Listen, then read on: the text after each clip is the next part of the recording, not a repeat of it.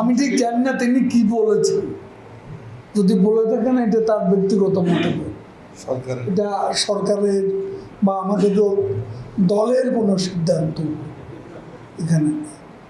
আর আমার প্রশ্ন হচ্ছে যে শিক্ষার্থীদের আন্দোলনের শুরু থেকে আমরা দেখলাম যে শিক্ষার্থীরা বারে বারে সরকারের পক্ষে নির্বাহী বিভাগকে আলোচনার বসার কথা বলছিলেন, সেটা হয়নি। আবার শিক্ষকরাও তাদের আন্দোলন কাভার করতে যে আমরা দেখেছি যে তারাও বারবার আফসোস করে বলছেন যে আমাদের সাথে সরকারের কেউ কেন আলোচনায় বসে না, আমাদের সম্পর্কে সিদ্ধান্ত নিচ্ছে তারা কোনো রকম আমাদের সাথে কোনো আলোচনা না করে সিদ্ধান্ত নেওয়া হচ্ছে।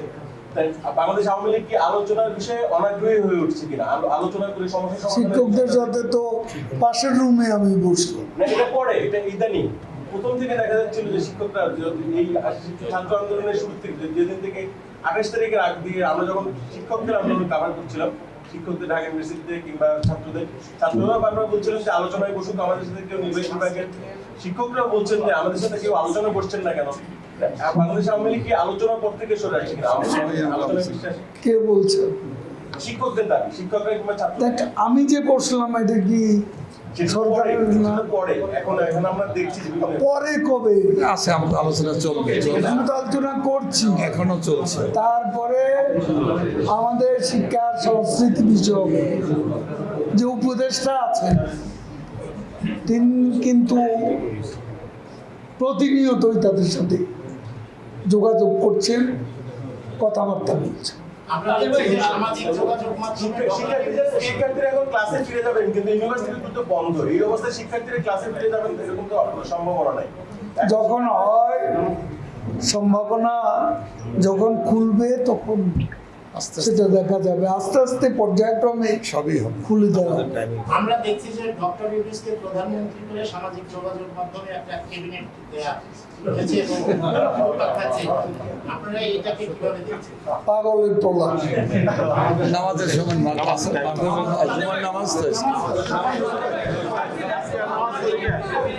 এই আপনারা জুমার নামাজ পড়বেন না?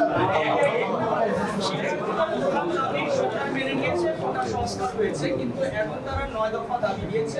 সেই 9 দফা দাবির মধ্যে আপনার এবং স্বরাষ্ট্রমন্ত্রী পদত্যাগ সহ বেশ কয়েকটা দাবি আছে। এই দাবির ব্যাপারে আপনারা কি ভাবছেন?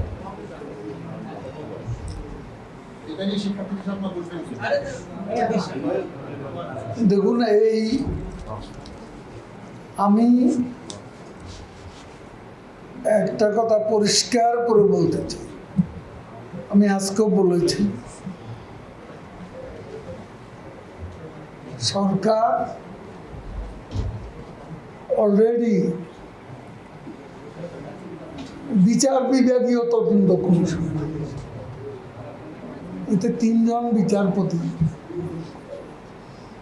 জাতিসংঘ সহ যেসব দেশ এই তদন্তের ব্যাপারে আগ্রহ প্রকাশ করেছে, আমরা তাদেরকেও স্বাগত জানিয়েছি। তদন্ত কাজে তারাও অংশ নিতে পারে। এখন কে অপরাধী কে অপরাধী নয়, প্রতিটি হত্যাকাণ্ডের তদন্ত করতে আমরা বদ্ধপরিকর। সেটাও ওই যে তদন্ত কমিশন তার কার্যপরিধি আওতার মধ্যে পড়ে, কাজে বিষয়টি সেখানেই থাকবে, সেখানেই সিদ্ধান্ত বিচার হবে।